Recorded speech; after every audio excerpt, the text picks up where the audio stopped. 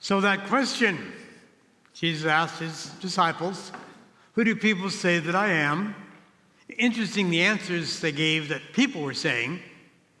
John the Baptist, Elijah, one of the prophets, all of whom were dead.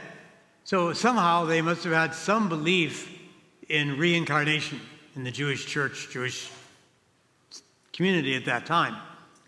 But they knew that Jesus was none of those. So he says, and you guys, you've been with me for a couple of years now. Who do you say that I am? You know me, don't you? And Peter gave that excellent, correct answer. You are the Christ. But he didn't understand what that meant. You know, Christ is a Greek word. The Hebrew word is Messiah. And really, it should be Jesus the Christ or Jesus the Messiah. Christ is not Jesus' second name or his last name, but a title. You see, when Peter heard that Jesus was going to suffer, be humiliated, rejected, killed, he said, no, that's not what Messiahs do. Messiahs are warriors. His idea of a Messiah was a warrior king like King David of old. You know, David killed Goliath, mowed down all the enemies. He said, the Messiah now, thought Peter, will mow down the Roman Empire, establish Israel as the greatest kingdom on earth, will be rich and wealthy and famous. And Jesus said, no. Peter, you're not thinking the way God does. I came not to be served, but to serve. So Peter had a wrong, false image of the Messiah. Who do you say that Jesus of Nazareth is? I think some of us have wrong images as well. Let me point out a few.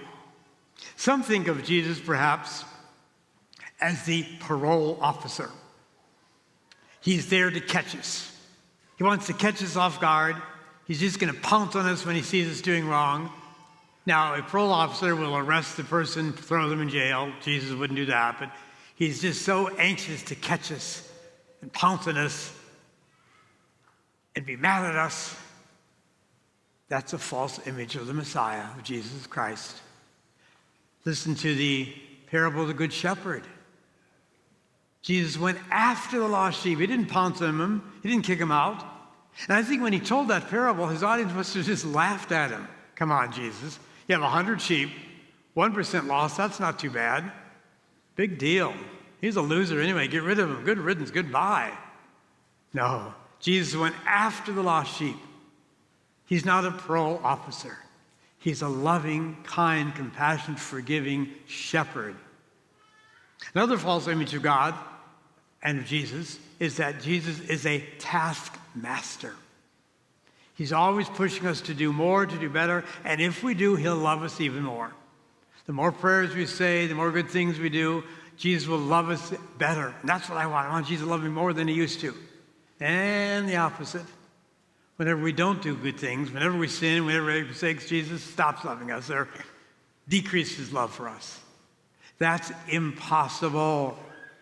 If you think that's true, then you're saying, I have power to change Jesus. I have power to change Jesus' moods. I can make him happy and make him sad by what I do. You do not have that power. Jesus cannot love us any more. Jesus cannot love us any less, no matter what we do. Oh, yes, he hates the sin, but always loves the sinner. Another parable, the prodigal son. The father in that figure is a God figure. The father always loved the son, no matter what he did. The bad son, if you will. He said, I want all the money now. He gave it to him. He ruined his life, squandered the money, lived a horrible life. The father still loved him. I can imagine every night the father in that parable standing, on the porch, looking down the road. And one day he sees this little figure. He recognizes his gate. That's his son. And he runs after him. Again, not a taskmaster. One constantly loving. Remember the son tried to blurt out an apology. Father, I don't. Oh, come on, forget about it. I love you. I'm glad you're back. Let's have a big party. So Jesus is not a taskmaster saying, if you do things better, I'll love you more. No, his love is constant. Another image of Jesus I think is wrong is that he is distant from us. Way up there in the clouds. He doesn't care about me, and I really don't need to care about him unless I'm in trouble.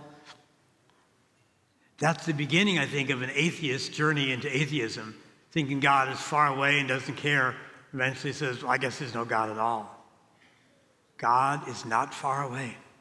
Jesus' last words were, I am with you always until the end of the world. How is that? Because we are going to celebrate the Eucharist in a few moments, and we believe that's the real presence of Jesus Christ, body, blood, soul, and divinity. He is with us always. He is not distant. He joined our human family. He is our big brother, if you will. So those are some of the false images of God. Peter's false image, the fighting warrior like King David, the parole officer God, the taskmaster God, the distant God. They're false images, false gods. Throw them away. What is your true image of Jesus Christ, Jesus of Nazareth? I believe he is our big brother. He's our friend. He's our mentor. He's always there for us. Think of your best friend. That could be your spouse, your best friend, whatever. Isn't that best friend there for you always, no matter what? Doesn't that best friend have the guts at times to challenge you when you are going astray and needs to kind of put you back on the right track? Good friends do that because they love us that much. That's who Jesus is. He loves us always, no matter what. And sometimes he will challenge us, saying, oh, I think you can do better. I love you no matter what, but this is what I think you should do. So during the Mass, after communion, sometime today, answer that question yourself. For me, who is Jesus of Nazareth? Who do I say he is? What is he for me? Hopefully it'll be a very positive, beautiful, and wonderful image. Hold on to that forever.